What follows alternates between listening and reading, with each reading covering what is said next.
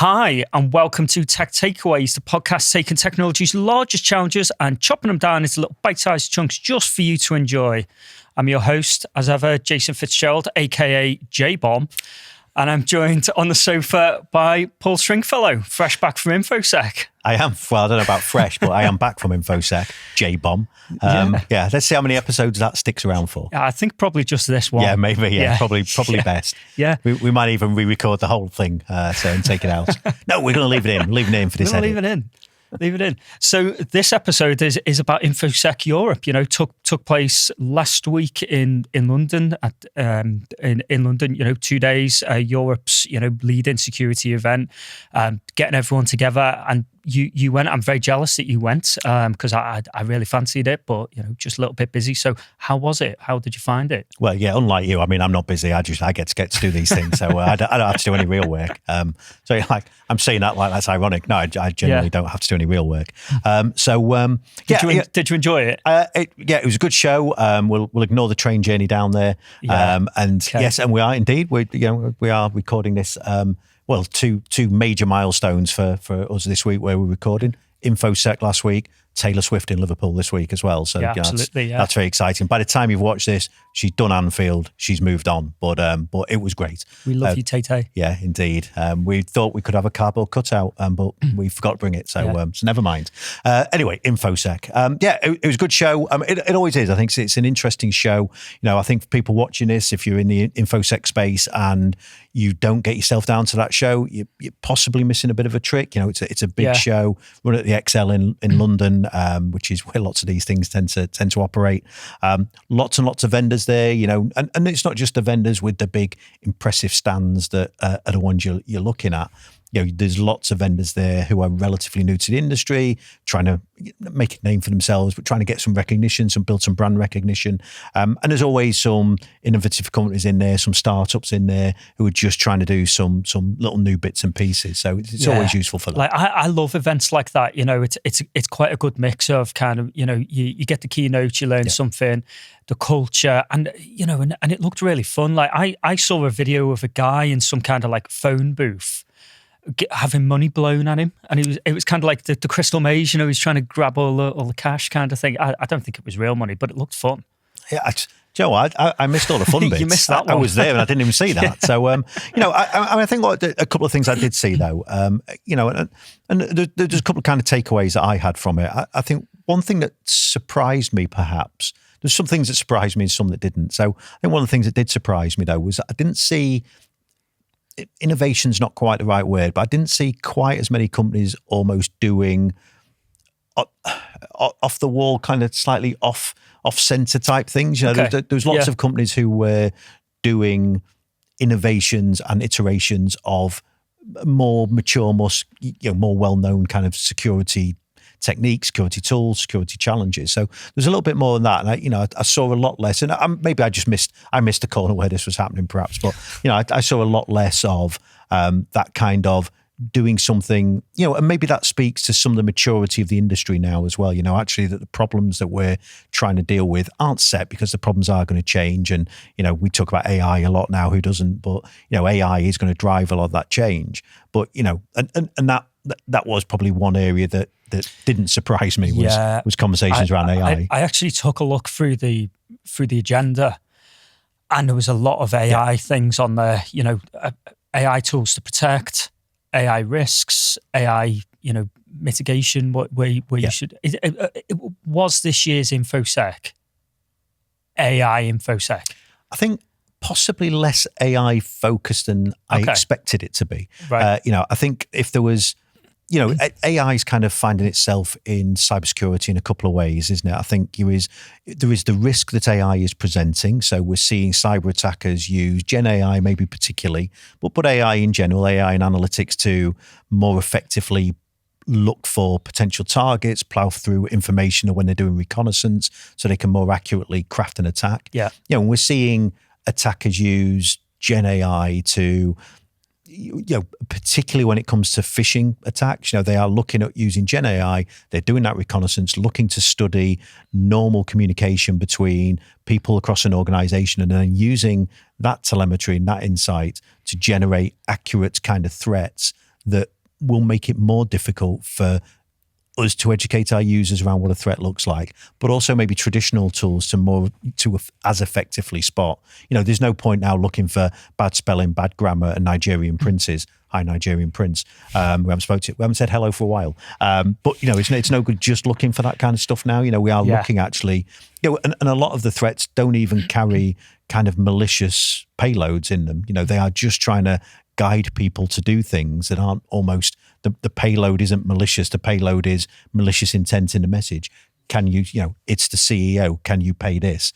We talked a few episodes ago, didn't we, about the guy in, I think, South Korea who'd been conned by a deep fake video. Yeah. He'd sat on with a board, the board of directors were all AI generated. And there was nothing malicious in the invite he'd had to the chat other than the goal of getting him to the thing that was the malicious content in the end that just looked to guide him through action. So I think AI in so much that way. And the other place that AI kind of came out was there was quite a lot of people talking about Microsoft Copilot particularly, but using AI as a tool to secure and help you more securely adopt, say, Copilot in particular. But, if you're looking at putting a large or a small language model or learning model tool inside of your business, making sure that you've got something in place that can help you make sure that, one, you only feed it relevant data, and two, you've got some controls over the data you're feeding. So that for me was where AI kind of came on. I mean, when I looked through the session list, there were a couple of things that struck me actually. One of which was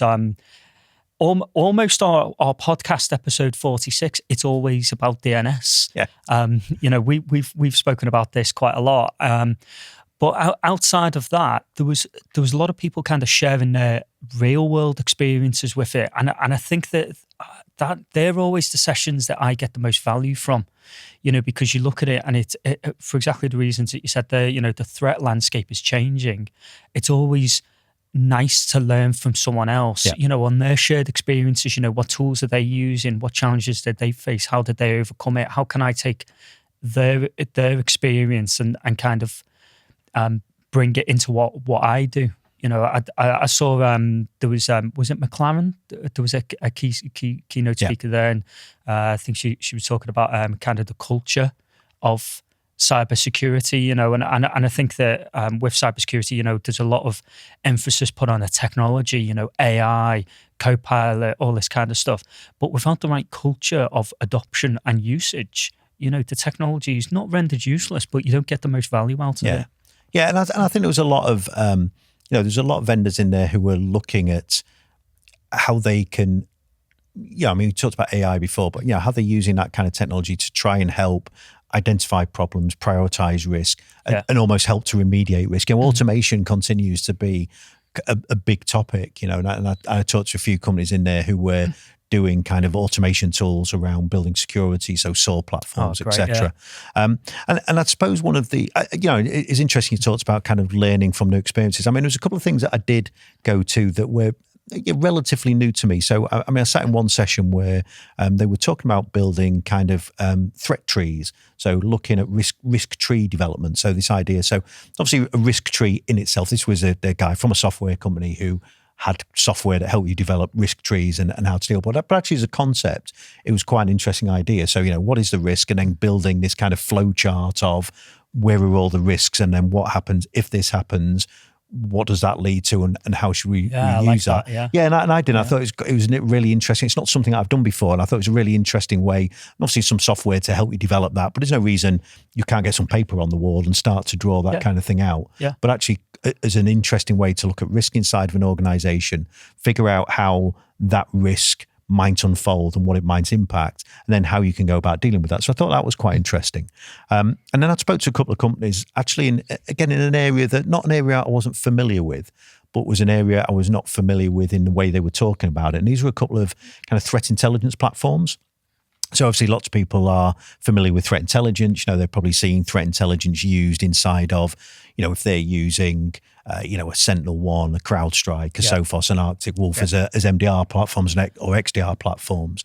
They'll be used to the threat intelligence those platforms have to inform them of potential risk and how to deal with that risk. But what I'd not come across before were vendors who sold threat intelligence platforms. So and they were saying that, so maybe for most of this audience, they're not necessarily, for most of our audience today, maybe not necessarily valid, because they were saying that actually companies who wanted threat intelligence platforms had a lot of security maturity. Not saying our viewers aren't mature with their security stacks. Obviously they are. On a journey. Indeed. Yeah. Well recovered for me. But they needed that kind of scale of team as well, and knew that they were potentially quite a high risk target for a cyber attacker. So what they would see with that was they would then buy their own threat intelligence platforms and then use that to trawl the dark web, trawl different channels, trawl all kinds of channels to try and build a picture of where was the potential threat for them coming long term. So I thought a lot of that stuff was quite interesting, and were just areas that made a lot of logical sense when you looked at them. Again, not necessarily for everybody, but I thought were quite interesting approaches to a problem. Sounds good. So what I suppose, to wrap this up, how do people get involved with events like this? Where's the best place for people to kind of say, right, okay, that event sounds like something I would be interested in. I feel like I'd get some value out of it.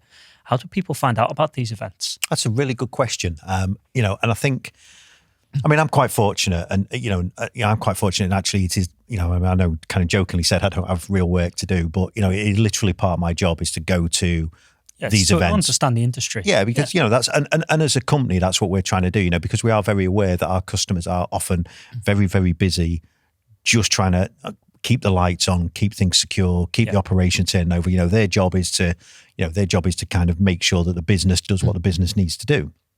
Our role a lot of the time is to be able to work with those customers, say, well, look, this, we understand the challenge, we understand the problem you're introducing to us, and this is what we're seeing across the industry. Whether that's in terms of some of the work I do in the analyst field, in looking at a broad range of vendors, or whether it's going to events like this. So, I think often if you're subscribing to kind of IT newsletters, a Computer Weekly, people like that, you'll see that.